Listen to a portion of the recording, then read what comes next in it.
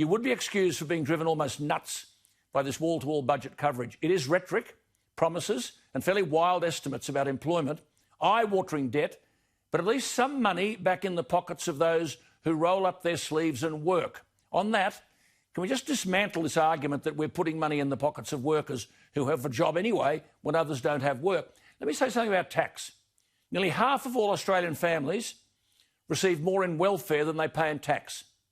The top 10% of taxpayers pay 45% of all income tax.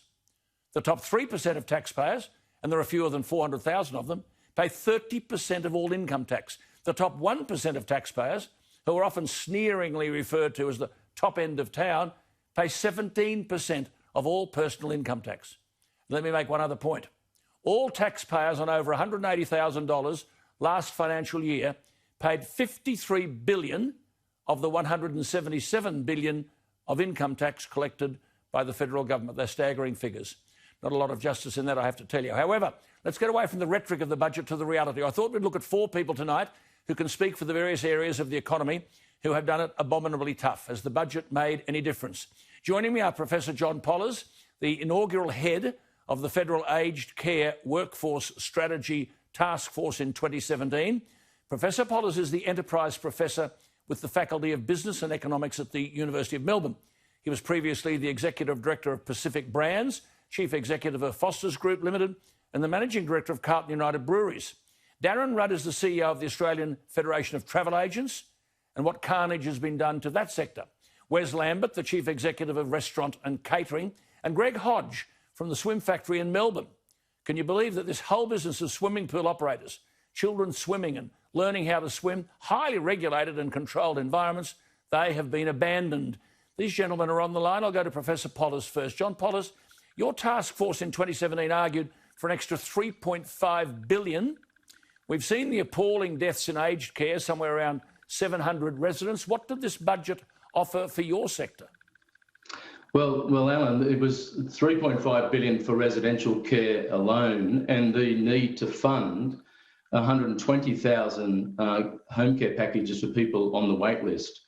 So this budget, although it makes some progress forward, and we should be grateful for that, falls well short of what is going to be required to adequately support this workforce and to provide the kind of care people expect. So are they hiding behind the Royal Commission? I mean, the Royal Commission, they say, oh, we'll wait till the findings of the Royal Commission. It's already found 57.6% of residents are in homes with staffing rates that we rate 1 or 2 stars. I mean, how the hell can you not address this issue? No, Alan, when we made our recommendations back in July 2018, many of the issues that have now been uncovered, the spotlight of COVID on them has been proven true. So the government knew exactly what needed to be done and the recommendations that needed to be addressed back then. I honestly do feel that the Royal Commission at first was a cynical attempt by the Prime Minister to push the issue away from the election. Now, the Royal Commission is doing a good job for us. And the critical issue is, are they going to listen? But you know that already. You knew that already. We all knew that already. Just before you go, the budget out of 10, what would you give them for the aged care sector, the budget? I'd give them about a 3 because, frankly, they haven't laid out the roadmap to completing the job. Absolutely nothing. And there's 1 million and more people involved here. Thank you for your time, Professor. Keep at it. Darren Rudd from the Australian Federation of Travel Agents, the tourism and travel sector, and travel agents are on the point of oblivion. They were after $125 million in a support package for 4,000 travel agents. None of us can manage without them. Good evening to you. What did you get, Darren? We got open dialogue. It's still going. We didn't get any money in the budget, Alan, but we did get the loss carry forward provision, which will help some of our members, not a great many of them, but some of them. We still have, a lot of members at risk of, unfortunately, losing their homes and not being able to repatriate consumer funds. Look, Australians spend $46 billion on international travel. Have you got any indication from the federal government when the international travel ban will end? The assumptions underlying the budget, when I spoke to Josh last night, are pretty much Q4 calendar year, so the end of next year, withstanding a vaccine. So unfortunately for our travel agents... Say that again. What? Say that again. Yes. Q4, the end of next year. That's the assumptions in the budget. The end of the international travel ban? Yes. Oh, you're kidding me. You are kidding me. So we will have the flight corridors with New Zealand, and we will have some temporary flight corridors with Singapore and Japan. Goodness me, no other country in the world stops people leaving their own country. We can work out whether we're safe or not. It's extraordinary. Only 3 countries are stopping their citizens travelling: Australia, New Zealand and India. Good God. Out of 10, what is the budget rate for travel agents and tourism? Given the door and dialogue still open and the government are considering giving us some funding, I would have to say a 4.5. Good God. So it doesn't pass. Thank you for your time. Darren Rudd from the Australian Federation of Travel Agents. Wes Lambert is the Chief Executive of Restaurant and Catering. Wes, there's something wrong here. Now, look, we've told you on the thing before, I've had some very negative reports that you seem to be in the pocket of Gladys Berejiklian and the government and aren't really representing those people who are in the wedding industry and the catering industry and the events industry. Come on. What did the catering industry, the events industry and the wedding industry get out of the budget? Well, we continue to lobby the Berejiklian government very hard to follow through with the promises, through with the promises that they made for 1 and 2 square metres and a cap of 500. And we're certainly going to be holding the New South Wales government to those promises. 100? I mean, what on earth for? 500. 1 for 2, caps of 500. That was their promise to us, face to face, and we're certainly going to be holding the... Who made the promise? The government made the promise face to face to many operators. Who was the government?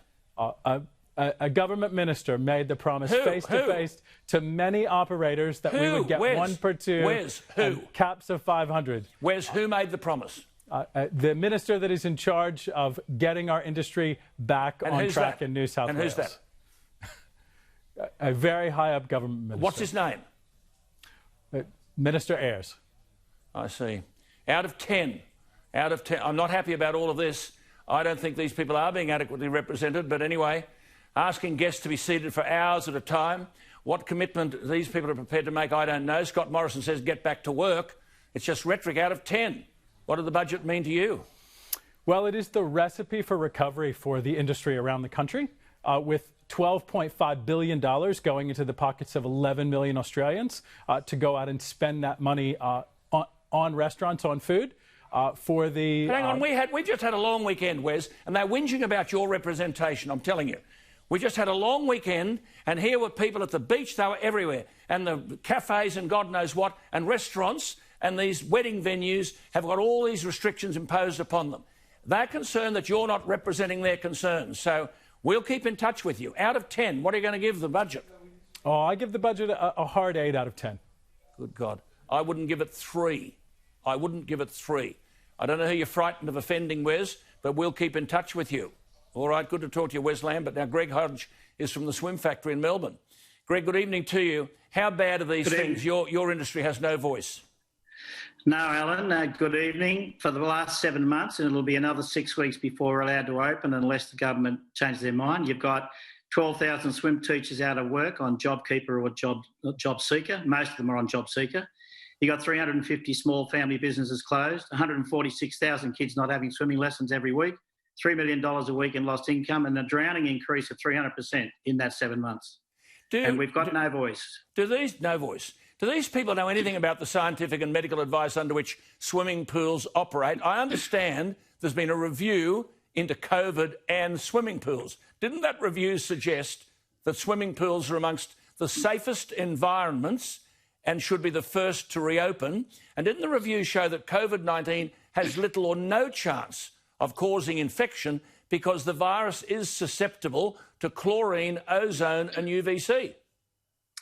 Not only that, Alan, we've got the safest COVID-safe infection plans of any industry. The ventilation in swimming pools is called differentiated ventilation, and that is going to become the worldwide standard in the building codes because not even office blocks have that kind of ventilation. So from all respects, the environment, the safety, control of kids, scientific advice, but the government here are cherry-picking the scientific advice. I'll give you an example.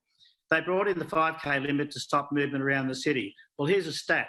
95% of kids who attend swimming lessons travel less than 5Ks to their local swim school. So, you know, Alan, when you look at that, they're ignoring the advice that they've got in front of them, both from the scientific side, but also from that. Total contradictions. A quick one. What would you give the budget out of 10 for your sector?